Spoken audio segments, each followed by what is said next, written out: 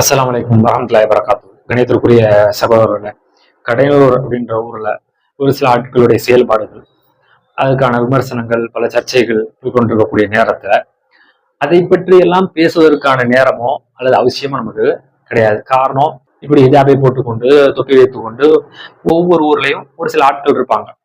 அப்ப ஒரு மூமினை பொறுத்தவரை நம்முடைய கவனம் எப்படி இருக்க வேண்டும் என்றால், யார் மீது இருக்க வேண்டும் என்றால், இந்த சகோதரர் எடுத்துக்குவோம். You're offended at me because I'm trying to dress modestly, pray 5 times a day, fast, and give charity to people in need? How does that work? இவங்க பேரு லில்லி ஜே.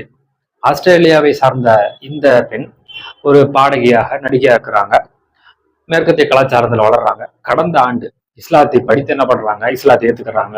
இப்ப போய் லில்லி ஜேன் இவங்களுடைய வீடியோ கூட பாத்தீங்கன்னா, இஸ்லாத்தை பற்றியான ஏராளமான பிரச்சாரங்கள் சின்ன சின்னது. இவங்க மட்டும் கிடையாது, இந்த மாதிரி கிறிஸ்தவ அதே போல மற்ற சமுதாயத்துல பிறந்து இஸ்லாத்தை ஏற்றுக்கொண்டு அதை படித்து ஐவிலே தொழக்கூடியவர்களாக மார்க்கத்தை பிரச்சாரம் பண்ணக்கூடிய இந்த மாதிரி நிறைய பேர் இருக்கிறாங்க. அப்ப இதே நாம அல்ஹம்துலில்லாஹ் இந்த மாதிரி சில ஆட்களுடைய செயல்பாடுகள் நம்ம எப்படி தோன்றுதுன்னா, நல்ல பல சகோதரிகள் அவர்களுடைய அந்த மார்க்கம் அவங்களுக்கு எல்லாம் இஸ்லாத்தை சொல்லணும்னு என்ன அவசியம் இருக்குதா?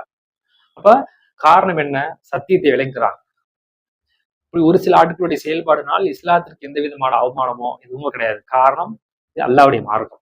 ஒட்டுமொத்த உலகத்திற்கும் சொந்தமானது இஸ்லாம். குர்ஆன் அல்லாஹ் என்ன சொல்றான்? தான் நாடியவருக்கு நேர்வழி கொடுப்பான், தான் நாடியவரை வழி கொடுப்பான்.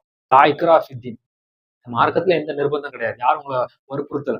இஸ்லாத்தை படி போய் விரும்பிவிட்டால் தாராளமாக போய் கொள்ளலாம். ஏன்னா நேர்வழி தெளிவாயிருச்சுன்னு அல்லாஹ் திருமறை குர்ஆன்ல சொல்லுகின்றான். இந்த அடிப்படையில அப்ப அந்த கடையனூர் ஊரு, அந்த ஊர்ல இப்படிலாம் பல சம்பவங்கள் நடந்துச்சு அப்படின்னு சொல்லக்கூடிய நேரத்துல, கடையனூர் அப்படின்ற ஊரை பொறுத்தவரை என்னை போன்ற பல சகோதரர்கள் பல ஆண்டுகள் படித்து மார்க்கத்தை கற்றுக்கொண்டு அங்கே பல பள்ளிகள்ல பிரச்சாரம் செய்து நன்மையான காரியங்கள் நம்ம அடைந்திருக்கோம். அப்போ ஒரு ஊர்ல நல்லதும் இருக்கும், கெட்டதும் இருக்கும். ஒவ்வொரு இந்த ஊர் கெட்ட ஊர் அப்படின்னு நம்ம எதுவுமே சொல்ல முடியாது. ஒவ்வொரு மனிதனுடைய செயல்பாடை பொறுத்து மாறுபடும். அப்ப அந்த அடிப்படையில அல்லாஹ்வுடைய உதவியினால இப்படி பல மக்கள் மார்க்கத்தை அறிந்த ஊராக கடையனூர் இது மாதிரியான விஷயங்கள்லாம் வரக்கூடிய நேரத்துல நம்ம ஒன்றை தெளிவாக புரிந்து கொள்ள வேண்டும். அல்லாஹ்வுடைய மார்க்கம் அதை நாடியவர்களுக்கு அல்லாஹ் கொடுப்பான் அப்படின்றதை விளங்கி சத்தியத்தை அறியக்கூடிய மக்களாக இது போன்ற பல விஷயங்கள் வந்தாலும் அதை கண்டனம் ஒரு பக்கம் இருந்தாலுமே நாம மற்ற மக்கள் பார், இஸ்லாத்தை பாரு எப்படி பல மக்கள் சொல்கிறார்கள் என்று இப்படி பலருடைய அந்த பிரச்சாரங்கள் நமக்கு ஒரு உந்து சக்தியாக இருக்க வேண்டுமே தவிர, மற்றபடி நம்ம கோவப்படுறதோ மன உளைச்சலோ இது மாதிரியான விஷயங்கள்னால எந்த விதமான